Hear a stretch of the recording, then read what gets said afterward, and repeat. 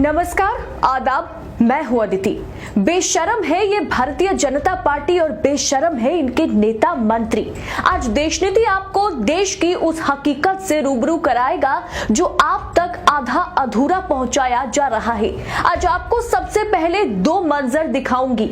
एक तरफ चिताएं जल रही है जिसकी गिनती भी नहीं की जा सकती, तो वहीं दूसरी ओर अमित शाह पश्चिम बंगाल चुनाव में मथुआ समुदाय को लुभाने के लिए बंगाल में रैली करने पहुंचे। वाराणसी श्री नरेंद्र मोदी का गढ़ माना जाता है, जहां से वे चुनाव जीत कर आए। आज उसी वाराणसी में अगिनत चिताएं जल रही है। 30 से 35 चिताएं जल रही थी और वेटिंग में 25 से 30 और हैं।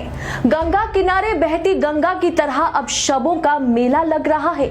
सबसे पहले आप इस वीडियो को देखिए। बहुत ही भयावह मंजर है। जिंदगी में हम लोगों ने इतनी भयावह स्थिति नहीं देखी थी। आज जो है डेड बॉडी गिनते गिनते हम लोग थक गए हैं। समझिए वो स्थितियाँ हैं। 5 घंटे 6 घंटे से हम लोग घाट पे इंतजार करना पड़ा डेड बॉडी जलाने के लिए। पूरा ऊपर से नीचे सब जगह, कहीं भी जगह नहीं, लकड़ी का अभाव हो गया घाट पे। ये स्थितियाँ हैं। हम लोगों को जो भी लकड़ी मिली है अभी गीली लकड़ी मिली।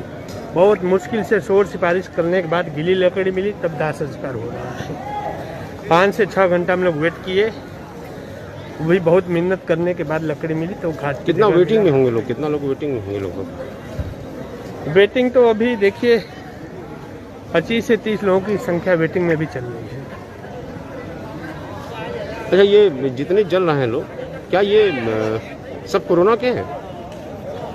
तो सील पैक करके आ रहा है तो उसको क्या कहा जा सकता है? कोरोना ही कहा जा सकता है। जो सील पैक बॉडी आ रही है कोरोना ही कहा जा सकता है ना, और क्या कर सकते हैं हम लोग। ये है वाराणसी का भयावह मंजर। तो वहीं अमित शाह ट्वीट कर लिखते हैं, दीदी ने तुष्टीकरण की राजनीति के लिए वर्षों से बंगाल में रह रहे हमारे मथुआ और नाम शूद्र भाइयों को अपमानित कर हमेशा उनके साथ अन्याय ही किया। बंगाल में भाजपा सरकार बनने के बाद हम उन्हें न्याय और अधिकार देने का काम करेंगे। जरा ये बताइए गृह मंत्री जी, जहां आपकी मौजूदा सरकार है वहां तो एक दिन में इतनी चिताएं जल रही है कि इंसान गिनने से थक जा रहे हैं। वहां आप बंगाल में कौन सा सोनार बांग्ला बनाने की बात कर रहे हैं?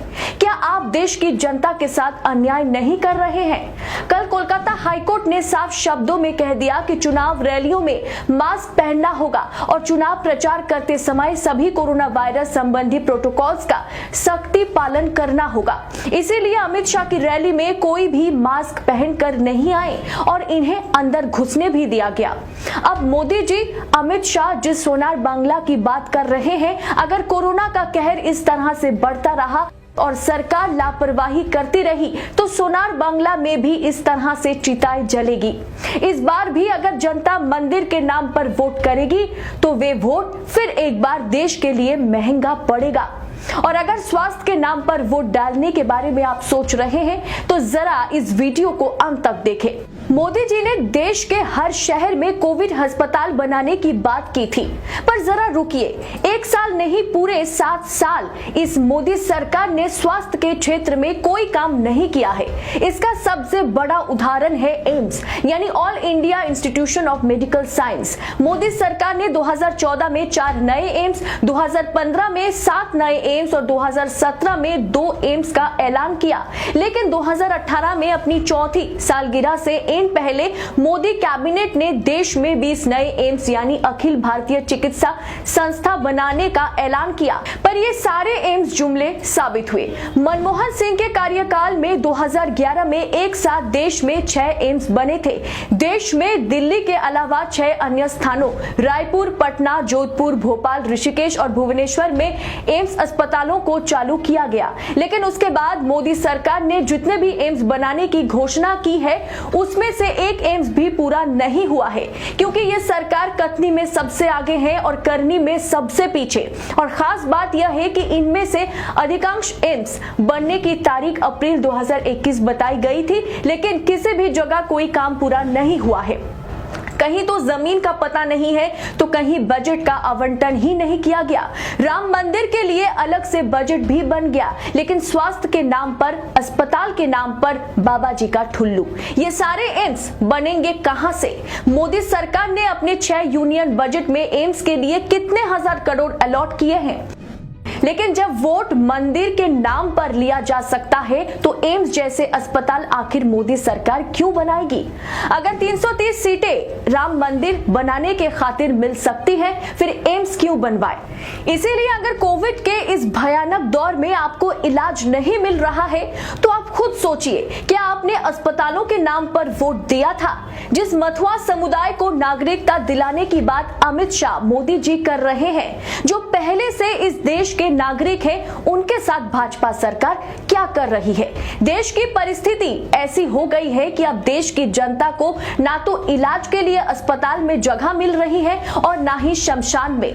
तो अब राजनीतिक पार्टियां मंदिर के नाम पर नहीं, शमशान के नाम पर वोट मांगना शुरू करें तो बेहतर होगा। इलाज और अस्पताल नहीं, कम से कम शमशान ही सही। इस वीडियो को दोस्तों इतना शेयर करें कि भाजपा सरकार की असलियत और अच्छे से लोगों के सामने बेपर्दा हो सके।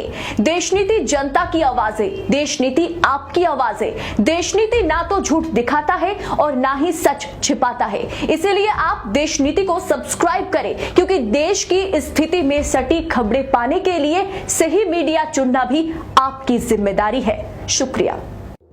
देश की राजनीति की हर खबर सबसे पहले पाने के लिए सब्सक्राइब करें देश नीति को और खास नोटिफिकेशन के लिए बेल आइकॉन को जरूर दबाएं।